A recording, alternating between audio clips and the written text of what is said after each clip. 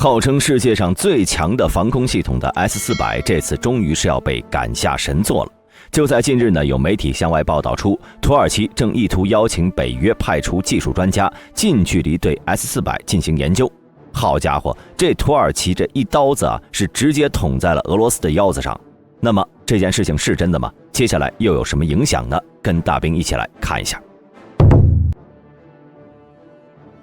目前呢，根据相关消息显示，土耳其已经同意了北约派出技术小组近距离对该国立下的 S-400防空系统进行接触和研究。也就是说，俄罗斯的这款王牌防空系统未来将会被北约国家拆解，研究其内部构造和核心技术，并借此对这款防空系统进行评估，看看它对北约战机能造成多大的威胁，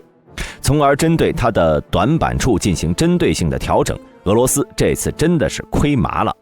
不仅如此，近期土耳其呢还一反常态的态度对外宣布支持瑞典加入北约，并且公布了对乌的一系列援助清单，包括向乌克兰提供180架 TB2 无人机和大量的122毫米火箭弹系统。未来甚至还将在乌克兰境内建设 TB2 的完整生产线。同时，在泽连斯基访问土耳其时，土耳其还将几名亚速营指挥官给放回了乌克兰，这几乎是明摆着要给俄罗斯添堵。而土耳其之所以这么做，有分析人士认为很可能与之前俄罗斯拒绝再签署黑海粮食协议有关。有消息显示，目前停靠在乌港口中的300万吨粮食原本是计划运往土耳其的，由于俄罗斯拒绝续签协议，导致这批粮食无法运往了土耳其，所以土耳其才做出了以上选择。另外呢，还有消息指出，这次土耳其之所以同意瑞典加入北约，可能是因为得到了美国的承诺，也就是未来将向土耳其提供130亿美元的援助。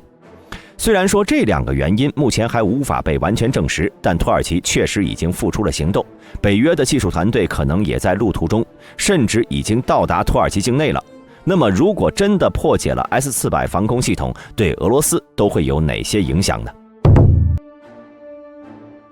首先，作为 S-300的升级版本，根据俄罗斯的宣言， S-400可以从超低空到高空，近距离到超远程的全空域对抗密集多目标空袭，并针对五代机和复杂的干扰与对抗环境进行了特别优化，有着极为优秀的反战术和反弹道导弹能力，可以发射8种不同类型的导弹，远程、中程、近程都可兼顾，最远射程可达400公里，旨在应对侦察机、战略战术飞机、战术导弹、中程弹道导弹、超音速目标、巡逻机等各种目标。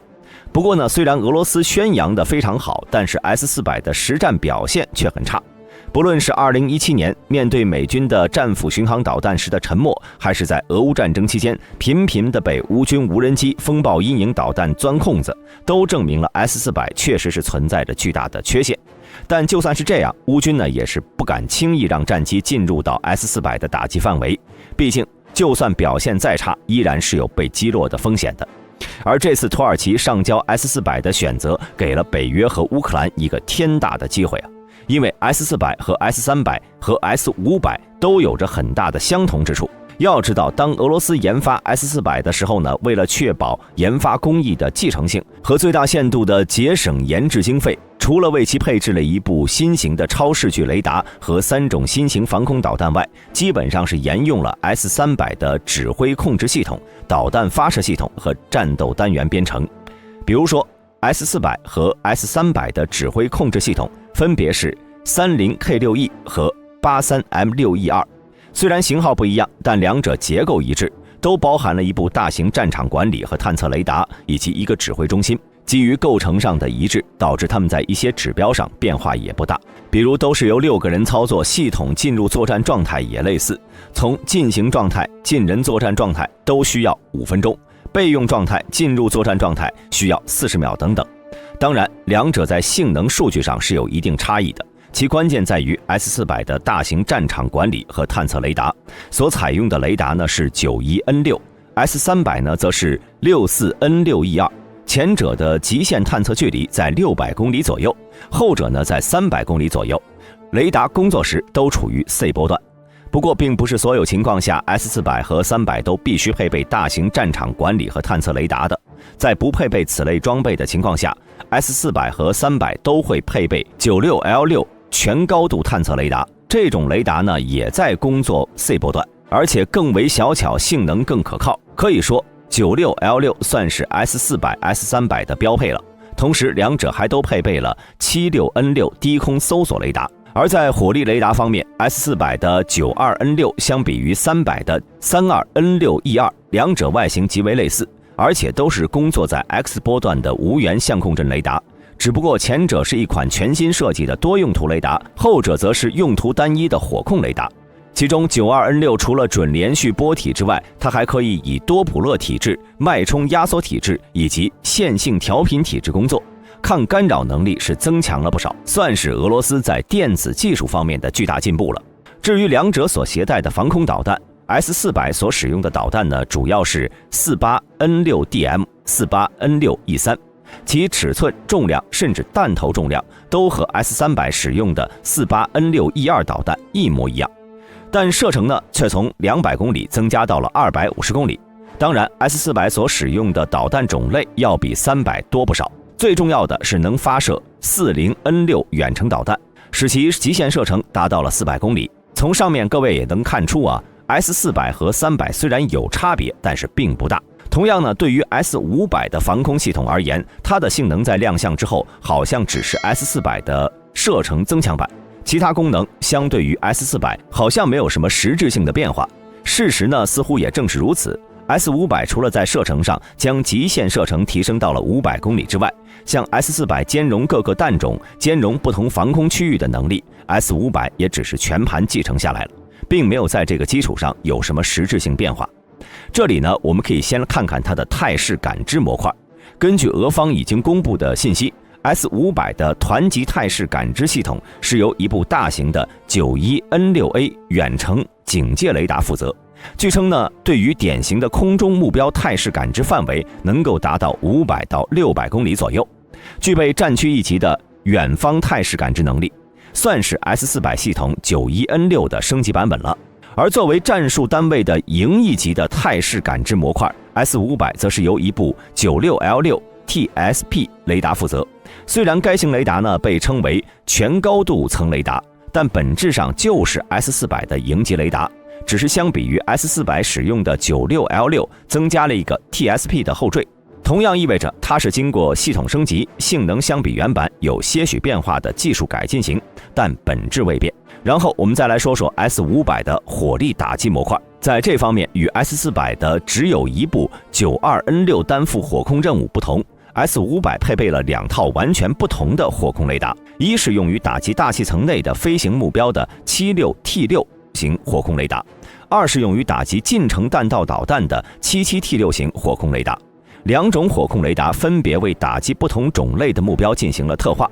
也昭示出了 S500 是一种通用的防空导弹系统，这也算是它和 S400 最大的区别。在配备的拦截弹上，目前 S500 按照作战经济性原则，只为其配备了3种拦截弹，分别是 40N6M 型拦截弹、77N6N 型拦截弹和 77N6N1 型拦截弹，比之 S400 要少了很多。在这3种拦截弹中呢， 40N6M 型拦截弹是 S400 配套的 40N6 型拦截弹的后续改进型，在外形尺寸上与 40N6 基本一致，主要采用的是雷达双波段红外复合导引头或者主动半主动雷达导引头，并采用了定向破片杀伤战斗部，增加了1级发动机，对飞机的拦截距离为400公里。同时 40N6M 还兼顾了末端反导功能，可以远距离拦截预警机、电子战飞机等高价值空中目标，这一点呢算是 S400 所不具备的。至于后2款 77N6N 和 7N6N1 拦截弹， S400 倒是也能发射。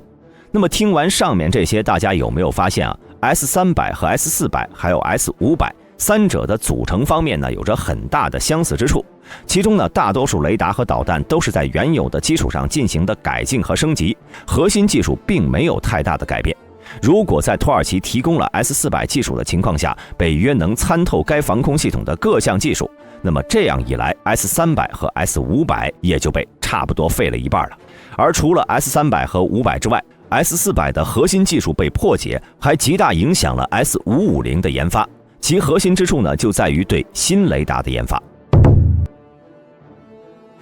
大家认为在一套防空系统中，哪种设备是最重要的？要大兵说必然是雷达，因为雷达算是导弹的眼睛，眼睛能看到哪里，能反应多快，能瞄得多准，最终将决定导弹能打什么，打到哪里，打得多快。因为一套防空系统中呢，导弹再先进也没有用，只有先进的导弹没有雷达的辅助作用，依然是击落不了飞机等飞行器的。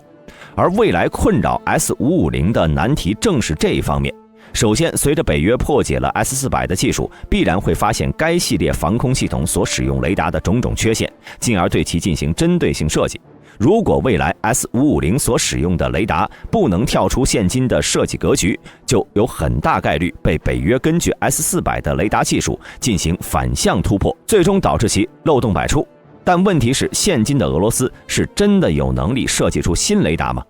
如果说现今世界上哪个国家的雷达技术最先进，那毫无疑问自然是美国的。例如 NAFPS-115 铺路爪远程预警雷达，它的工作频率呢在420到450兆赫之间，探测距离高达4800公里。如果对雷达探测面只有10平方米的洲际弹道导弹进行探测，最远距离甚至能够达到5550公里。不仅如此，美国此前还研发出一款天波雷达，整体性能与俄制的天波雷达相差不大。而美国海军搭载的 SPY-6 有源相控阵雷达实力则更是堪称全球领先，否则也不会成为宙斯盾系统中不可或缺般的存在。在这方面呢，俄罗斯与美国相比，虽然实战表现太过拉胯，但俄制雷达的实力依然是不容小觑。比如世界上功率最大、探测距离最远的就是俄罗斯的沃罗涅日陆基导弹预警雷达。这款雷达呢分为米波、分米波和厘米波3种版本，有效探测距离超过了6000公里。就算是按照俄罗斯的管理，有些水分其能力依然强悍。所以俄罗斯如果下定决心研究新雷达，在技术方面是有这个能力的，但其他方面就不好说了。比如说资金，这可谓是俄罗斯最大的心病。要知道，在俄乌战争爆发之前，俄罗斯一年的军费才617亿美元，仅仅达到了同年美国的1/12，这还是紧紧巴巴凑出来的。紧接着，在俄乌战争爆发之后，俄罗斯的军费更是花钱如流水，每天的花费都在数亿美元左右。这1年多下来，算上被制裁导致的损失，直接经济损失呢，可能就已经达到上万亿美元了。这也导致俄国内现在许多军事项目都陷入了资金不足的状况。就连每年新交付的战机都只有寥寥几架，在这种情况下呢，真的很难搞来研发新雷达的资金了。而且，如何获得雷达所需要的高精度芯片，也是一个令俄罗斯头疼的问题。另外需要注意的是，一旦未来北约破解了 S400 的核心技术，以及北约现今战机的到来，先不说那些部署在俄境内的防空系统，现今那些位于乌境内的 S300、S400，乌空军呢，大概率会在北约技术的支持下，驾驶 F-16对他们发起打击，一举清空地面威胁。总结来说呢，随着 S400 防空系统被北约破解，必然会极大打击俄罗斯的防空网络。毕竟，以上3款防空系统现今依然是俄罗斯防空网络的主力。以 S400 内15到20年的预计服役时间算的话，未来俄防空可能将会出现至少30年的防空漏洞。那么，大家认为北约在破解了 S400 的技术后，会不会加速向乌克兰提供 F-16呢？欢迎在评论区内留言讨论。如果视频中有出错的地方，也欢迎各位指正。今天的视频到此结束，喜欢的朋友请点赞关注，咱们下期再见。